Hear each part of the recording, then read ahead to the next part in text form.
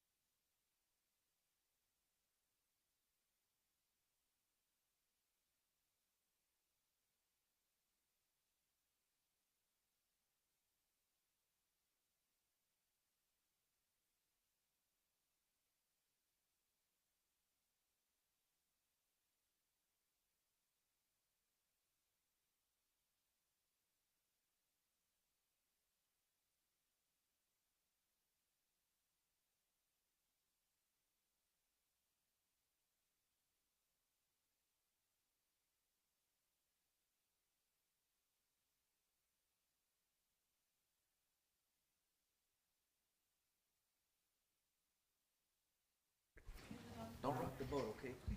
Yeah, I think it's,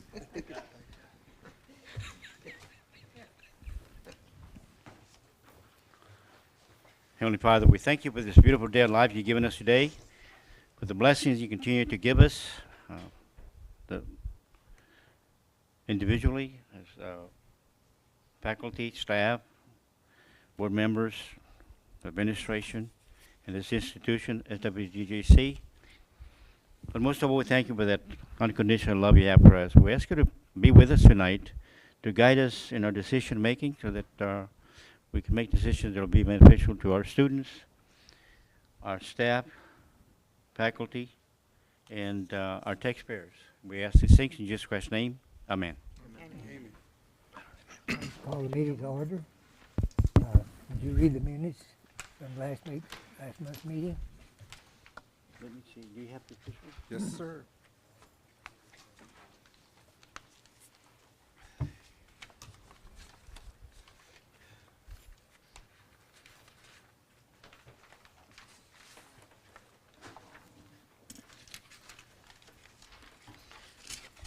The Board of Trustees, Southwest Texas Junior College, met in regular session August 18, 2022, in the Matthew Student Center, Bluebonnet Room.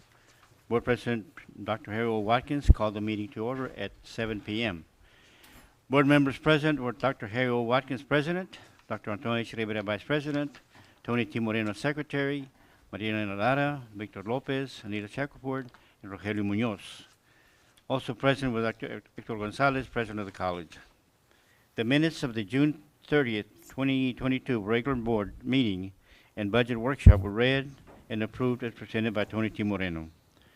Board President Watkins. Welcome the guests at the meeting, which include college personnel, Margot Mata, Derek Sandoval, Dr. Mark Underwood, Lisa Ermis, Crystal Sanchez, Yesenia Silva, Oscar Garcia, Johnny Guzman, Johnny Field, Robert Moss, Jimmy Callahan, Wade Carpenter, and Ismael Martinez. Also present was Diane Rogers. Audience to patrons were none. CCA TTT report presented by Tony T. Moreno. Uh, Student Success Services report presented by Margot Mata and Yesenia Silva. A motion was made by Rogelio Munoz and second by Victor Lopez to approve the resolution asking Governor Greg Abbott to call a special session of the legislative to consider raising the minimum age to purchase semi-automatic assault rifles from 18 to 21. Motion carried unanimously, and the copy is attached. President's report presented by Dr. Hector Gonzalez.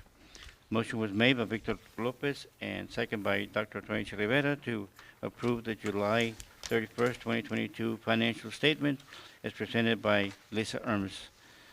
Motion carried unanimously, and the copy is attached. A motion was made by Tony T. Moreno and second by Anita Shackelford to approve the Real County Tax Collection Agreement. Motion carried unanimously, and a copy is attached. A motion was made by Rogelio Munoz and second by Victor Lopez to designate Liz Armis as officer or employee to certify the tax calculations. Motion carried unanimously, and the copy is attached. Motion was made by Rogelio Munoz and second by Victor Lopez to accept the certified tax roll subject to properties under protest. Motion carried unanimously, and the copy is attached. Motion was made by Victor Lopez, second by Maria Elena Lara, to propose a tax rate of 0.1339 cents per $100 valuation. The proposed rate is greater than the no new revenue tax rate. Motion carrying 6 yeas, Dr. Watkins, Dr. Hero Watkins, Dr. Antonio Rivera, Mariana Lara, Victor Lopez, Anita Shackelford, and Rogelio Munoz. 1 nay, Tony T. Moreno. A copy is attached.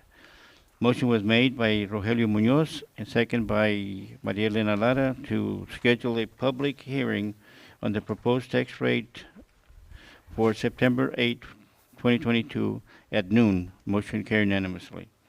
Motion was made by Maria Elena Lara and second by Victor Lopez to place on the September 15, 2022 board meeting agenda to adopt a tax rate of 0.1339 cents per $100 valuation. The motion carried unanimously, and all voted yea.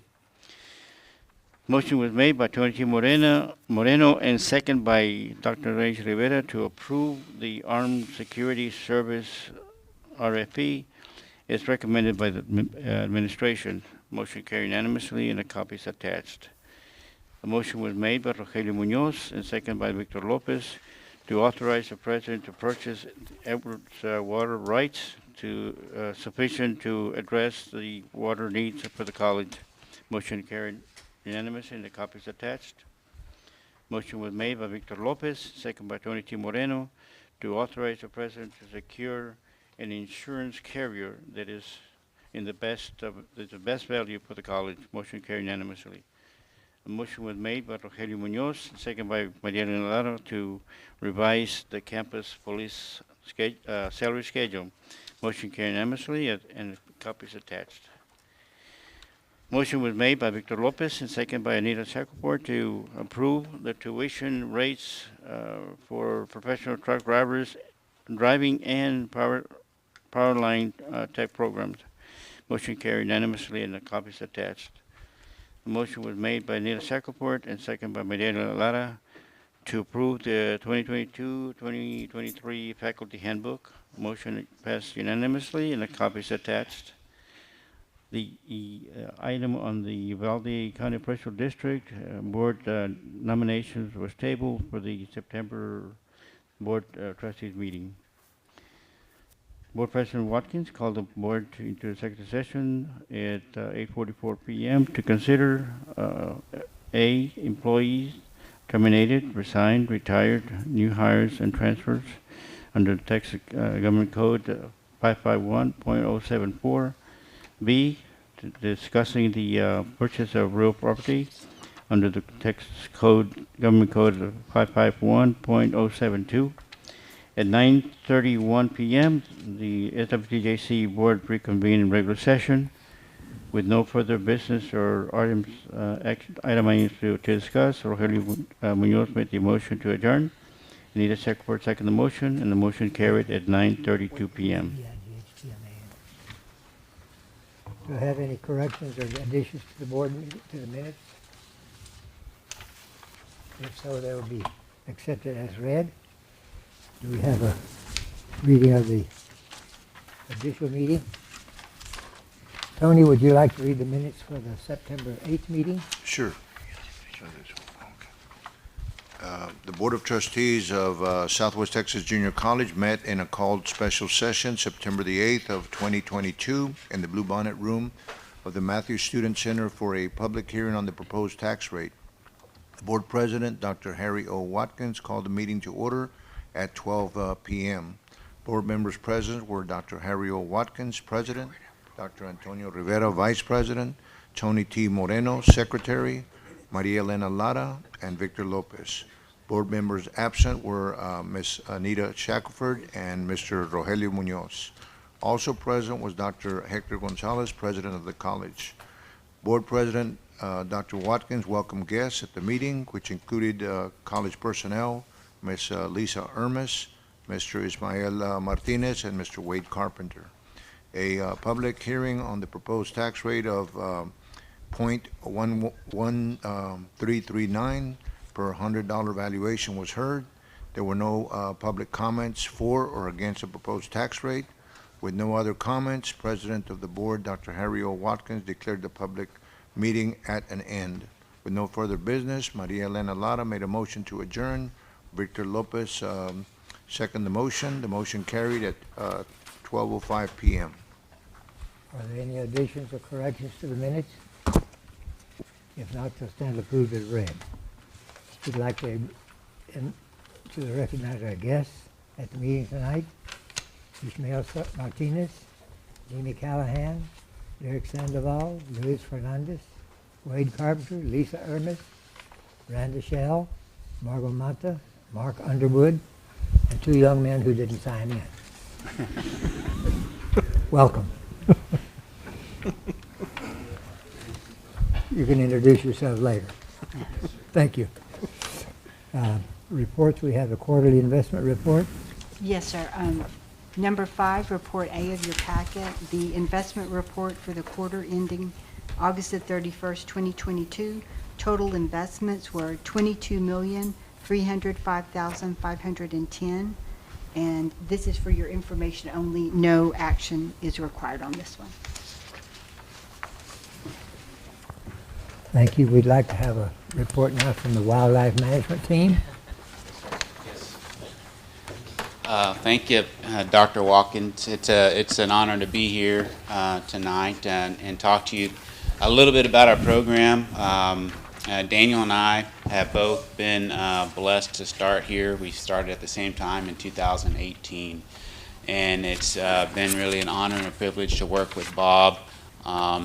I've been very blessed, and it's been a lot of fun, and I really enjoy the opportunities that I've been given.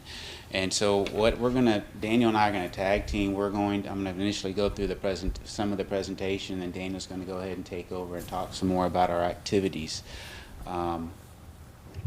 If we look at our program enrollment, the program began in 2005. And over that time, we've had over 1,300 students come through our program, which is a really fantastic number. Over the past several years, our number of students have been very similar across each year, and so that continues to show that our program has been very strong and continue to recruit students here to the college.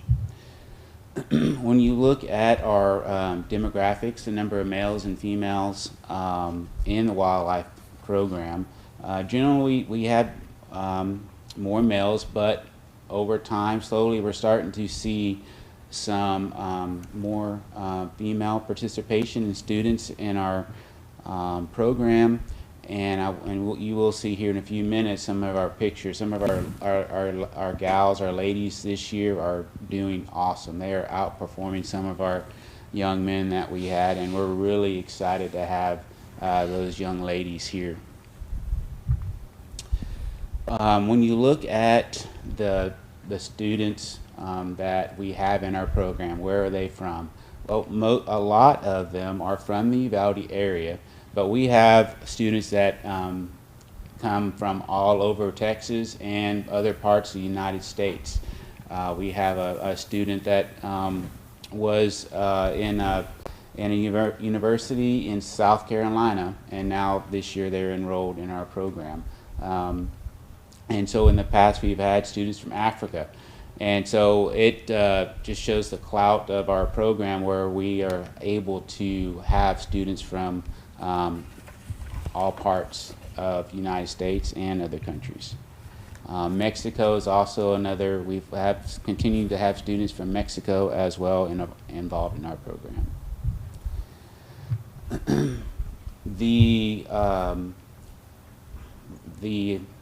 One of the great examples and things that we are allowed to do in this program is the student engagement, the activities that we have. And so yes, we've got to be in the classroom, we've got to go, we've got to work on those academics, but really, and what Daniel and I both enjoy is really going out in the field and having a great time, but also having those activities and allowing those students to really understand more about the wildlife management field. And Daniel's going to go ahead and talk about that. And so, like Dean said, my name's Daniel Tidwell. And, we showed you a little glimpse of the numbers of our program. But I wanted to tell you a little bit, and I like to brag about it, of what our program really is. And what Bob has instilled in us, we don't want to be teachers. We don't want to just be teachers. We want to be mentors to our students. And so having student engagement in the field gives us more time to do that. And so really we're trying to make better young men and women to get them into society, and we're using wildlife management as a vessel to do that. And so it's really awesome to see the smiles on those students' faces, because it's just more than just that activity. Dean and I work really hard for our students, and to see them have that fun year after year to those new experiences, it really takes the cake for us, and it makes teaching exciting for us, and we want to push year after year. And so here's some other activities that we have throughout the semester. We work with local law enforcement, with Texas game wardens. We work with Texas Parks and Wildlife in various events. Students have numerous opportunities to volunteer with them. We work with fisheries and photography, and then Dean does a really awesome job working with the Texas section of range management. We have our own Plain ID team that competes with major universities, and this past year we actually beat out College Station. And so, yeah, exactly. So we like bragging about the program. That fish, how much did it weigh? Say The that. fish? Yeah, that fish weighed, I believe, 8 pounds. Wow. Yeah, so we electroshocked that. That was part of pond management. No, we have to cheat. We have to cheat. But one thing that we've really done, and we love showing students, it's a very enriching aspect to it, is going and helping out the local grade school students.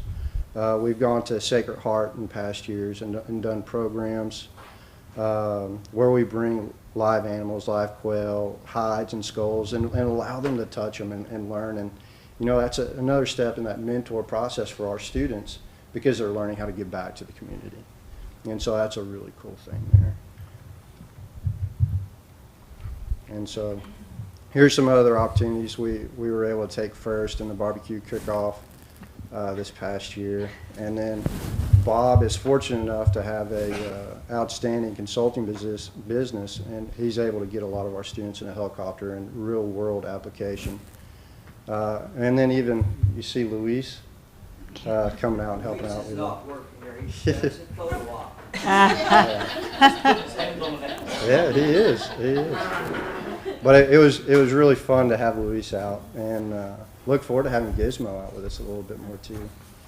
But our big thing is taking common sense to a higher level and just mentoring these students into hands-on practical education. And then this past year, we had a board member donate a drone, so we're using a drone to map ranches and to video doing prescribed burns, and a lot of hands-on application with technology. And then in our techniques course, we write a wildlife management plan for a private landowner in our region, and it's really fun to work with students for 2 years. This is our capstone course, so everything that they learn through us, they implement in this wildlife management plan. We put the landowner right in front of them. And so they feel the heat a little bit, getting questions asked back to them from that private landowner. And they have to be able to answer them. And so it's real fun to see them navigate those questions and the knowledge that's needed for the actual technique to be used. And this is just one of our other activities, a prescribed burn. You can see our student has a major smile on his face, and it's one of the things that we're all about, is just that hands-on education. But I believe that is it. Yep, so that wraps up our presentation. Do you have any questions? What's our transfer rate like to the 4-year programs? It's programs are in Kingsville, and where else? Sol Ross, I believe in 2014, Bob was able to work with Sol Ross, and we've had an articulation agreement. So all of our courses transfer directly to Sol Ross State University. We have a really good agreement with Texas A&M Kingsville, but we don't have the articulation agreement in place. But I would say, would you say about 10 to 15% a year transferred? 10 to 15%, and it varies from year to year. Yeah. We anticipate this year that we have quite a few students looking at Sol Ross and Kingsville.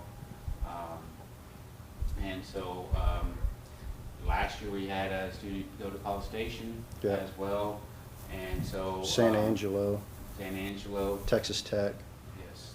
So If I might interject something. Yeah. One of my dreams before I set aside my education and training was to replace myself with one of our students that came through the program, which is Daniel. Okay? And when I met Daniel, he didn't even know how to spell it. And so basically, and had no idea about wildlife management either. And matter of fact, I was doing a game survey on a place with his uncle had leased. And so I talked to him and walked around. We spent a little bit of time with him. Before long, he's in our program. And so he's turned out to be really good. And I appreciate his efforts as well as Dean's. They are doing a really good job, and I'm very comfortable with everything that's going on.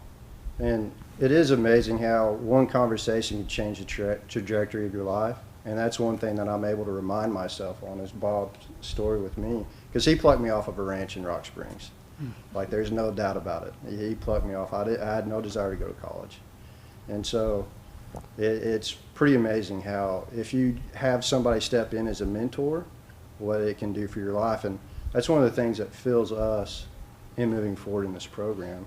Because, you know, degrees are awesome, but if you can have that lifelong effect, it means more.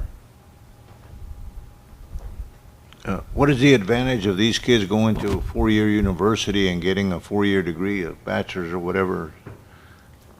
Compared to getting an associate, I mean, Mm-hmm. well, the the main draw for our program is the activities that we have outside the classroom. Academically, you can take wildlife classes anywhere at a university, but our freshmen and sophomores, and Daniel knows this firsthand because he went through the program, have more experience after their sophomore year than most other undergraduates that graduate from A&M, from Texas Tech, from Sul Ross. And so that has been a huge major player for students coming in because of that experience and that hands-on experience that we provide that helps them, whether they go into the workforce afterwards or they transfer to a four-year. And what's the demand for the kids coming out at this point? You know, like nursing, there's always jobs, there's always demand and all that. What's the demand for the wildlife graduates? We can't. I wouldn't really put a number to it, but there's always consistent demand. And what's great about our program as well, and working with Bob and the ranches that he consults with, is there's always ranches looking for students to hire, and so we funnel our students that we have into those ranches. And so we work with over 100,000 acres and with multiple ranches, and so that gives us an opportunity to those students to see that type of management and different levels of management or different styles of management, and then once they move on, they can use that information they've gained to help them in the future. And getting back to that, Tony, it is, we have more jobs available than we have students that are ready to get in there. Okay, yeah, that was my question, yeah. Okay, but we'll have 4 or 5 a year that'll go in a full-time position, which I consider highly profitable positions, okay? And then the other thing about getting to a 4-year program, they could then have the opportunity to adjust to a larger school and the potential of obtaining a higher or an advanced degree. But more important than that is they have to have a minimum now of degree of BS degree to go with Parks and Wildlife. And we now see two new biologists, extension biologists for the Parks and Wildlife with just BS degrees, which we never heard of before. It's Yeah. always a master's minimum. So things are changing rapidly in the arena. So I think we want the kids, we can get them jobs, but what we want the youngsters to understand is if they go get a BS degree, more doors are open. So that if some close, they're going to have more to adjust to or potential. Oh, thank you. You guys are doing a great job. Thank you. Appreciate it. Thank you for the presentation. I want to apologize for failing to recognize Bob Zaylor as one of our guests tonight. A lot of people fail to do that. You didn't sign the form. We're trying to kick him out the door anyway. Okay. Thank you so much. Next on our list, we'll have a fall enrollment report. Good evening. So I'm very happy to stand here today and report out on our enrollment.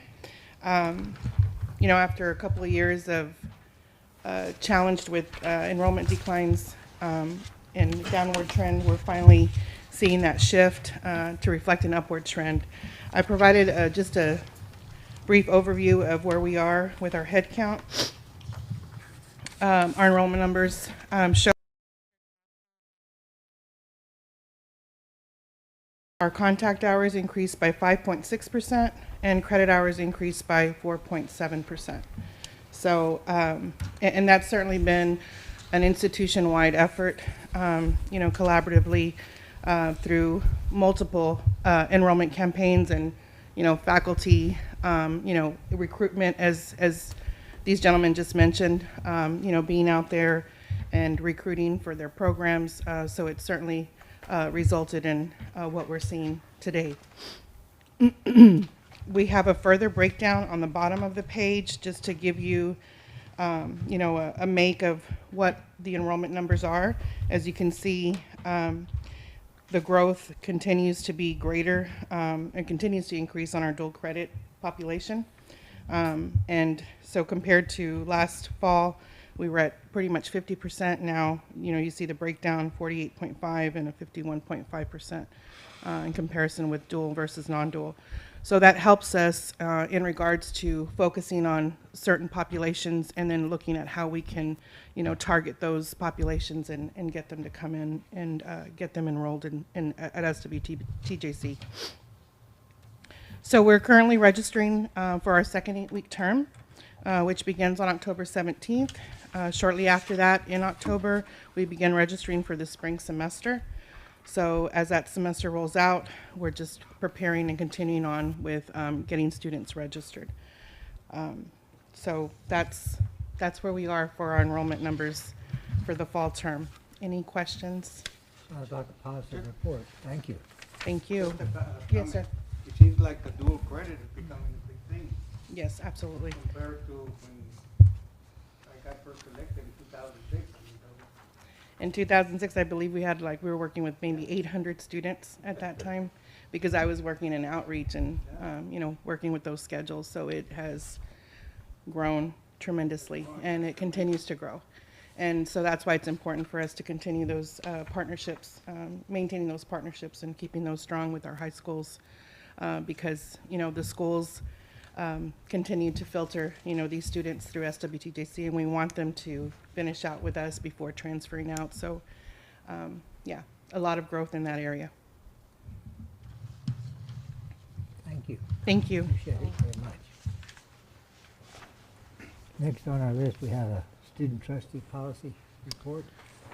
Yes, sir. I was able to, so I polled the presidents from, for community college presidents to try to get the sample policies, and I had 11 colleges, not all responded, but 11 responded that they didn't have a student trustee or a student liaison. We did have 3 that did respond that they did have.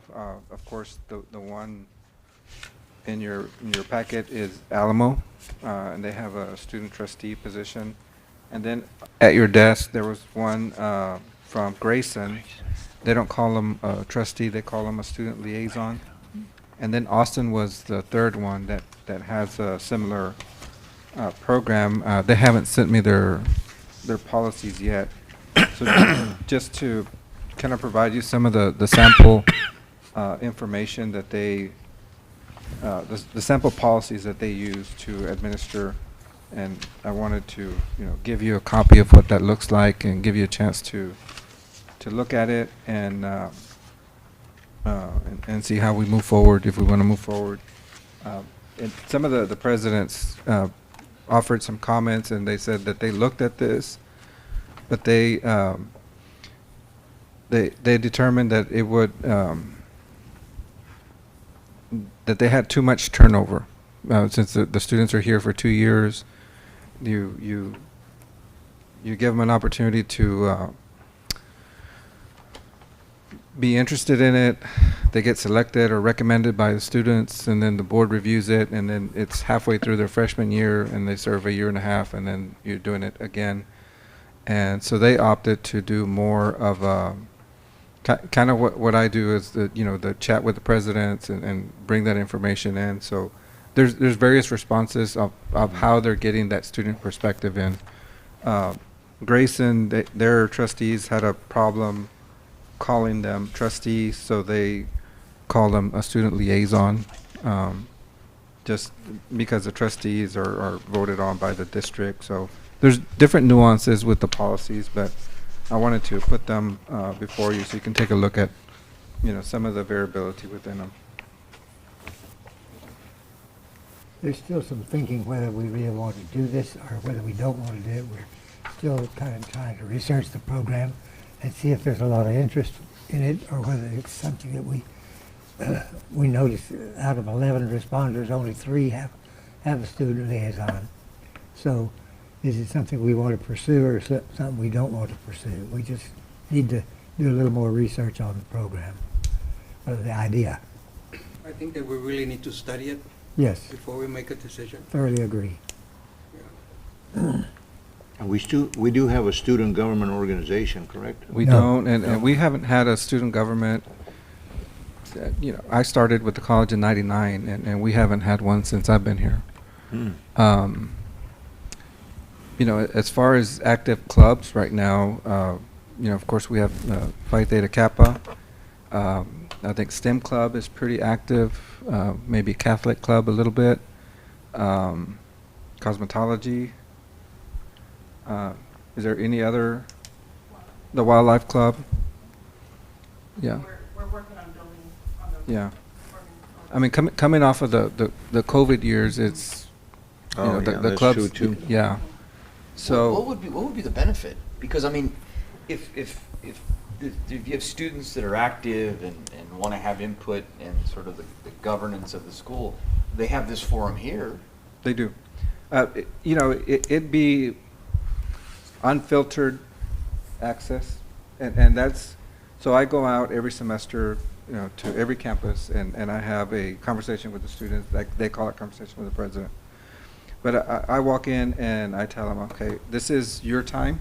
You have direct access to me. It's not filtered through 2 or 3 levels of supervisors or whatever.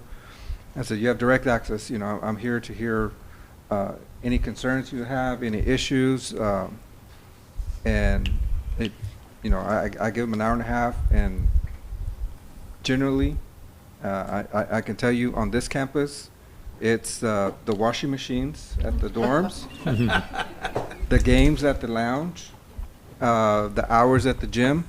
Those are generally the questions.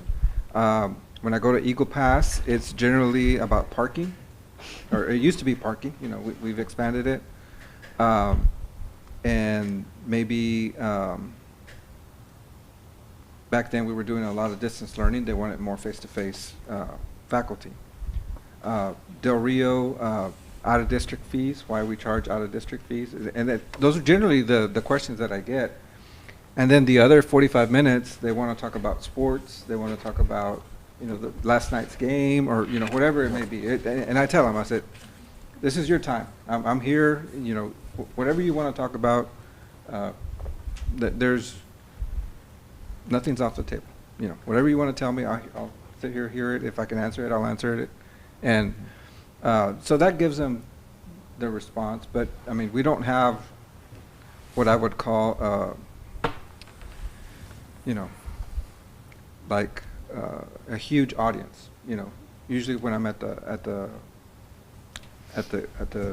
student center here, I may have 30, 40 students there. Eagle Pass, maybe 40. Del Rio, 30 students, and those are generally the ones that come in. We do offer them pizza, so I mean, that has a lot to do with it. That's when they show up. But yeah, I think we need to, you know, see what the value. I mean, obviously Austin and San Antonio are huge districts and have more Different campuses. more. Student organizations is what it is. Yeah, well, they have Yeah. a bigger college Yeah. to draw those students that are really engaged and active. So I think you're right. I mean, we just need to To study it. see what it is that we're trying to Accomplish. get from the students. Maybe there's an easier way to get that information. The main thing was that when I went to that CCAT conference, they had quite a few students there from some of the colleges and stuff. And these are students that, or colleges that have student organizations, and it's more to develop more rapport with the board, get direct connection for the leading students of those organizations to come to the board, and also to help to develop these guys as new leaders, you know, to make them comfortable at a board meeting, to look at the Robert Rules of Orders, to be able to bring up any subjects. I know that, thank goodness, Dr. Gonzalez is available on these, but that's the whole purpose, is what it was. But once again, yeah, it comes from the bigger universities where they have student government associations, where they have a president, a vice president, and all these kids that we can choose from, and those are kind of the future leaders, and it'd be nice to have someone on board from that aspect of it. But yeah, we have to look at it and see what it entails. And maybe that would be the first approach, is to see if there's interest in having a student government. Yeah. I know we had it in the past. Do you have any idea when that got dropped? I feel like when Willie Edwards was here was maybe the last time, because he was the advisor. Okay. So I don't remember when he retired. They came here. But we tried, Vera and I tried, and it didn't. It didn't take, yeah. There was not enough interest. Yeah. That was right before, that was in 2019. I Yeah. believe. And- Right before the pandemic. And that may be antiquated, because now 51% of our population is from the In the high high school, school. so, you know, and back then it was not. And so that may be the issue also, so something we need to look at, I guess. And it was an idea, but it may or may not work, but we can look at it a little bit further and maybe get the other information from the other guys and look at it. Okay.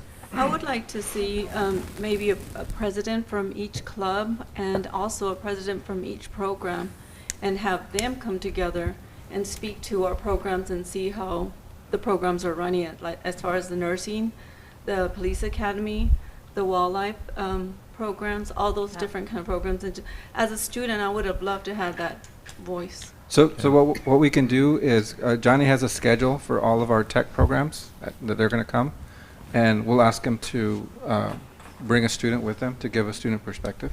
Yeah. That'd be easy to do. Yeah. Sounds like there's not an awful lot of interest right now, so it might be something to consider Yeah, I mean, we'll, think about. I think we start with the student government and see if we can generate interest that way. You just start there, yeah. Yeah. Okay. Next item on the list is the president's report. Hector? Yes, sir. This is a short one. Actually, September was our shortest month, because the first was on a Thursday. So that means today, I mean, when you count the number of days, that's the shortest time for a board meeting. Just some updates. Modular building, they've started the front deck. The porch is complete. They're working on the back deck. It's kind of at a standstill right now. We have the crew working in Eagle Pass, but you know, we're still pending electrical panels and transformers, which haven't even been shipped or even built. So we're kind of at their mercy. You know, we're still looking at November for those to be delivered. So we went ahead and pulled the guys and sent them to take care of something more pressing in Eagle Pass. The WIT building, the air condition upgrade there is progressing nicely. We get updates about every 2 weeks or so. I toured the facilities, and you know, it's going to be nice. Each classroom, each room will have its own variable air unit that they can control the temperature up and down, which was a major problem in the past. As part of that work, all the interior ceilings are going to have to be dropped about 10 inches to make room for those new ducts that are there. The gym roof is now complete, and I think have they reconnected all the units already? They're working on reconnecting all the rooftop air conditioned units. Building C, I think the crews are already out there. Started this week on Building C there in Eagle Pass. The other, we talked about those sample policies, enrollment. I will tell you, I charged Margot, I wanted 200 more students in the fall. We ended up with 198 more in the fall. You missed it. That's pretty close. The bad news is insurance. I've attached a copy there. The final tally was 758, and we simply did not have enough time. You know, we had our attorney on the Del Rio claim put us in contact with an insurance carrier, and they were trying so hard to get us a bid. They just didn't have enough time to shop it to the big companies, you know. So on, I guess it was Tuesday morning or Tuesday morning, I finally had to pull the plug and say, we gotta have insurance, so. We're covered, we've got insurance, it's not cheap, but we're covered. So, Dr. Gonzalez, on this insurance, we went to different brokers, or is this just one insurance broker providing these policies under separate? Correct. So this broker, USI, is on a state contract. Mhm. And you can't go to the company direct. So you go to a broker and they shop it around. And that's when you see the different carriers there, the PCAT, which is the Okay. property casualty, and then you have Hudson, you have Great Lakes, Indian. They're different aspects of the coverage. Okay. So they're all different companies, but USI is a broker that was able to package all that together. And we were paying what before, 250 or Yeah, so? about 250. Ouch. But when you think about it, you know, and we were paying 250, but I mean, we had a $4 million claim in roof claim in Del Rio, and they didn't pay it. So, I mean, Yeah. Was it you get what you pay for? yeah, I think so. Not to say that we're going to get it here, but we'll make adjustments and move forward. We don't have a choice. That's a 3-year contract, right? 3-year contract. There is some provisions to get out. We do have, I mean, there's a penalty. We have to pay a percentage of the premium for that year if we get out. So we'll look at that a little closer as we get through it. We can shop it around and decide what's best for us. On upcoming meetings, you see down there on the 14th, last year we had our 5th year off-site visit. Is it the 5th year? No, 5th year, yeah. So they ended up doing it off-site because of COVID. And the chair came down Monday, Tuesday, Wednesday. She had to physically see our dual credit facilities in Castroville, Natalia, Pearsall, Eagle Pass, and Del Rio. So she had to physically go in there and see that they're there. So she came down this week and did that Monday and Tuesday. Had an exit conference with her on Wednesday. Very pleasant. Didn't have any issues or concerns regarding what, you know, closing out that aspect of the report. It's not here. The commission that was the Community College Finance Commission. There was an interim committee assigned. They've made recommendations. They released that report on Monday, Tuesday. They're soliciting comments, and they're, you know, it's due back in October. We have a meeting with Commissioner Keller in Del Mar in November regarding that.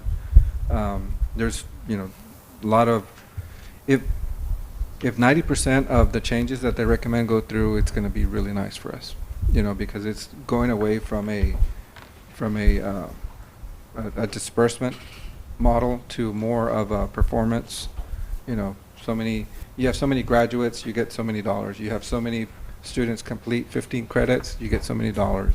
You know, and that's kind of how we're geared anyway. So that would be very beneficial, and they would move away from always having to look at, you know, 3%, 5%, 8% growth to keep up with the funding. So I'll send y'all a copy with our October board meeting so you can kind of see what they recommend. I do want to share, since our wildlife is here, in this year's budget and part of the Mackenzie Scott, we allocated some monies for innovation grants. Our wildlife program submitted an application for a scaled quail research study. They're looking at what the quails like to eat. Their food preferences. So they were awarded the second innovation grant. It's a year-long grant, and they're going to study that program. The first one went to the Humanities Club in Eagle Pass. They're presenting a gender roles in Disney. They did a big research last year, and they're going to go present out of country. In Paris. Paris. They got invited to teach to present there, so they're going to do that.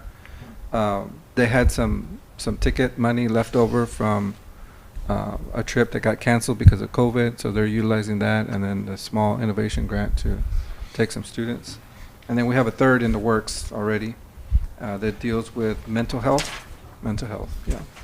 So as we get those approved, I'll share them with you all so you can see what those dollars are being used for and how we're helping expand engagement and research through those monies. That's all I have. Thank you. Next on the program, we have a presentation of a certificate of unopposed candidate for the special call election for swtjc Board of Trustees scheduled for November 8, 2022. It is my pleasure to tell you, to present to you that we have an unopposed candidate, Rogelio Munoz, for place 5. And we have the certification there. That one doesn't require a board action, but number 8 does. Next, we have to act on a cancellation of the swtjc trustee special election called for place 5, Rogelio Munoz, to be declared elected. Yes, sir. Do I hear a motion? Second? I'll second. All in favor? I'll abstain on that vote. You abstain? I can vote for myself. I declare it performed. We cancel the election. We have to now consider an act on unaudited financial statement as of August 31st, 2022. Congratulations. Yeah, congratulations. Thank you all. You ran a good campaign. You're exactly in Mr. Flores' footsteps. As young as you are, you might get served 45 years. I think I'll leave that off. Kind of a lifetime sentence. Okay, yes, sir. The statement of revenue and expenditures for the year ending August the 31st, 2022. In the revenue section in your packet, exhibit number 9, total educational and general revenue, $51,523,380. Total student aid, $16,033,987. Auxiliary expenses, $1,169,936, for a total income of $68,727,304. Expenditures, total educational and general, $43,165,752. Student aid, $20,320,324. Auxiliary expenses, $1,539,239, for total operating expenditures before debt service of $65,025,316, for a total excess revenue of $1,358,046. On the next pages 2 through 11, are all the detail. I'll give you a few minutes to flip through in case you have any questions.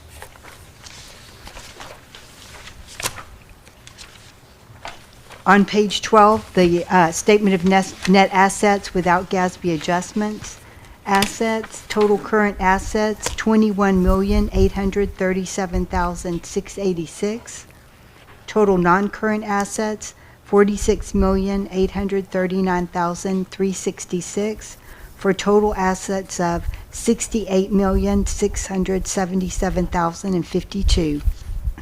Liabilities, current liabilities, $7,392,247.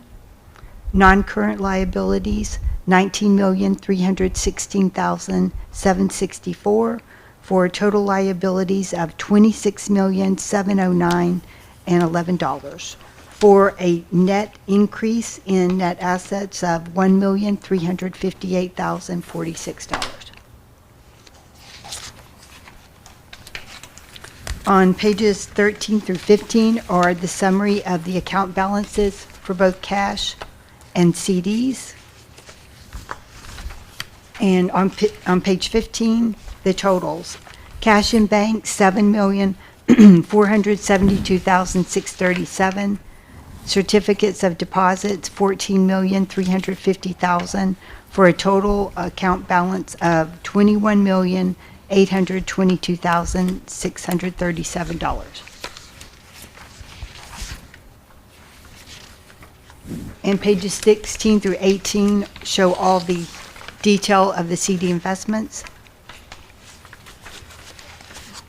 If you look on page 16 and look at some of those CDs that are coming due in November under debt service that we're earning a .21 interest rate versus what we're getting now, if you look at page 19. 19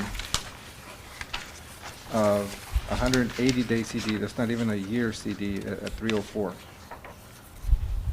I mean, that's a lot of basis points in between there. Yeah. They're finally recognizing us.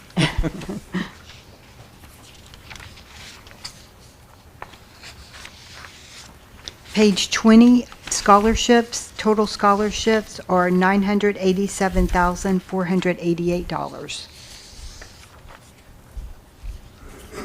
Page 21, other investments, the Miller is $258,513. The plant funds, $165,798.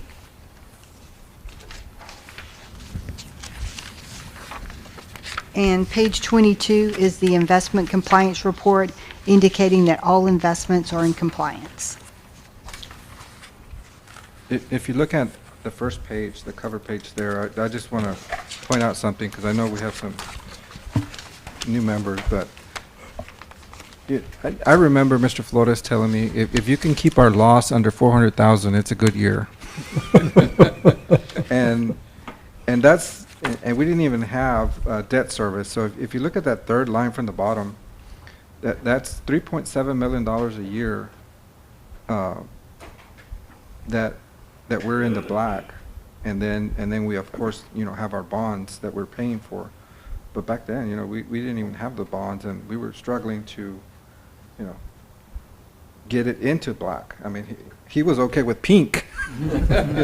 For him, 400,000. If you can keep the loss under 400,000, that's pretty good. So, on a $68 million budget, and being able to still keep it in the black and do, what we've been able to do with, the investments in our facilities, the investments in our human capital. It's just an amazing job, and kudos to the whole team for being able to do that, and for y'all's support to get that done. So I guess you and your staff have been We have to doing recognize a very good the job. president for keeping us in the black. Doing it. And you're sleeping well at night now. I'm telling you, we've never had $22 million in the bank. Never. I was happy when we had 10. Jokingly, we were, so the state funds us, their appropriations. We get it every month, except for January and February, because we get our property tax during those months. But there was months where, we were like, okay, hold that bill, hold this bill, and hold this bill so we can make payroll on the 20th. I mean, we've been through some tough times, and now we're maximizing interest rates because we have money, and we're able to, say, okay, well, let's hold this one for 6 months because we're not going to need it, and that in turn generates more interest for scholarships and other things. But yeah, no, it's a total different.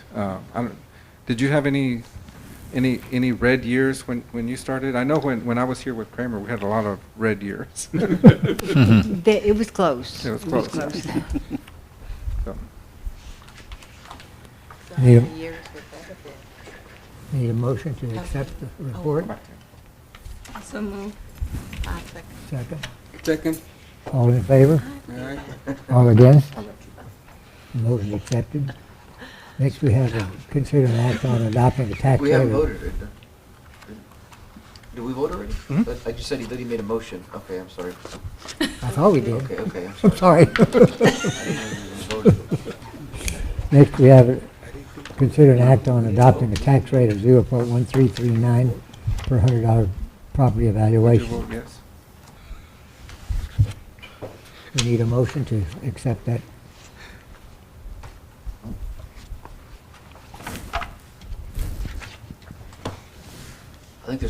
specific I'll go language. ahead and move. Yes, please. There's some specific language? Yes, sir. It's on number 10, Yeah. right mid-page. The motion to take this vote should state, This one at the bottom. Okay, I propose that the Board of Trustees vote to adopt a tax rate of 0.1339 per 100 property valuation. This will represent a decrease in the tax rate, but will provide the college with a greater amount of revenue than in the previous year. Get it? Thank you. Well, do we have a motion to accept? That was a motion. That was Wait the a second. motion. Second? Wait a second. Okay, Secretary of Board should record the number of, I think we do have to vote Present. on this one All and in record the favor? vote. aye. Any opposition? Is it a roll call vote, or is it, We'll note it since it Okay, was no, unanimous. okay. It's unanimous. Unanimous. Okay. Next, we have the consider an act on optional retirement contribution rate. Yes, sir. So this year, the state funds the TRS at 8%. The ORP is at 775, and we're asking the board to approve an increase of 0.25 to match the ORP to the TRS. Those are retirement contributions college pays on behalf for the employee, just to bring parity to. We have some employees on TRS, I would say probably 90%, and then 10% are on optional retirement. We need a motion to accept that recommendation. Second? Do I hear a second? I'll second. All in favor? Aye. Next, we have it, consider an act on Uvalde County Appraisal District Board nomination.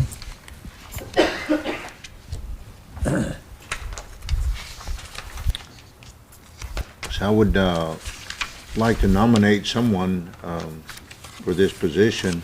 I'd like to nominate Mr. Vicente Gonzalez.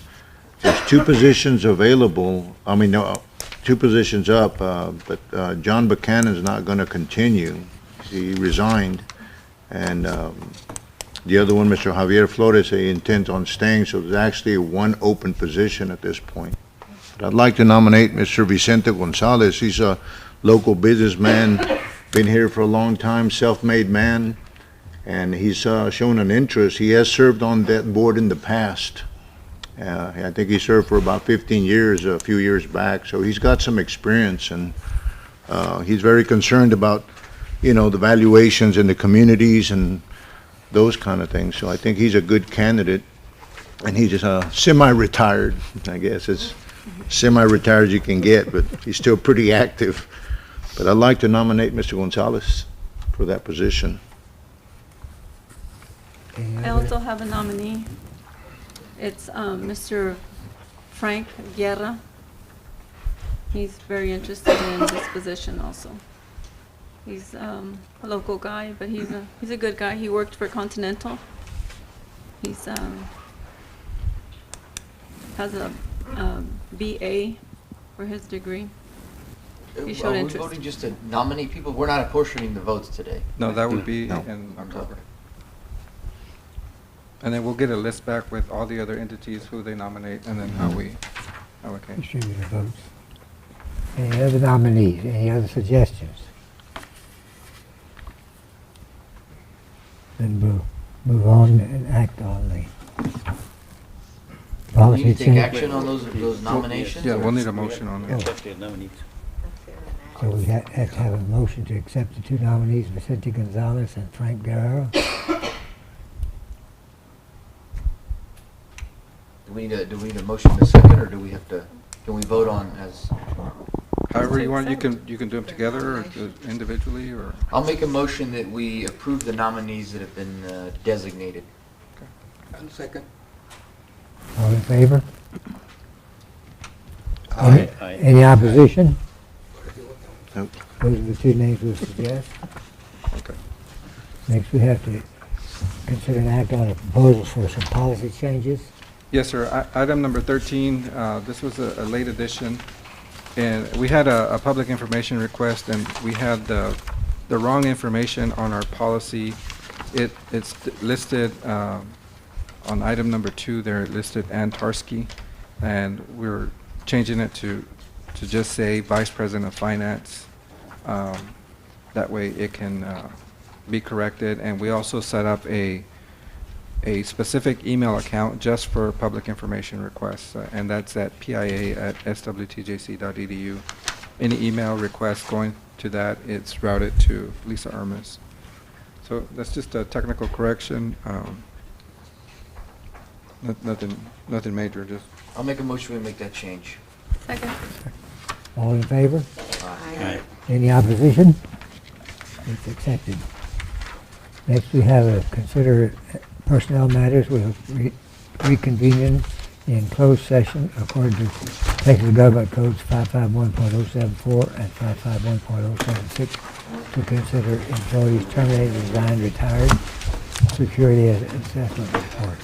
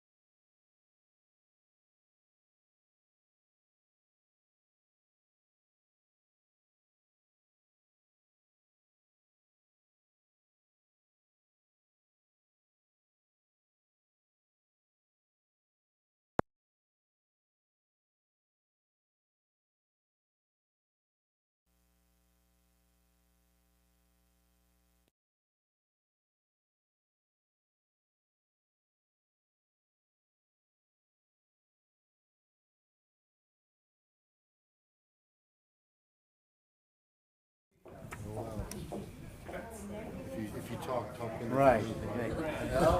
Took a little loud. Did you write down what time we went into? 8:06. I didn't write it down.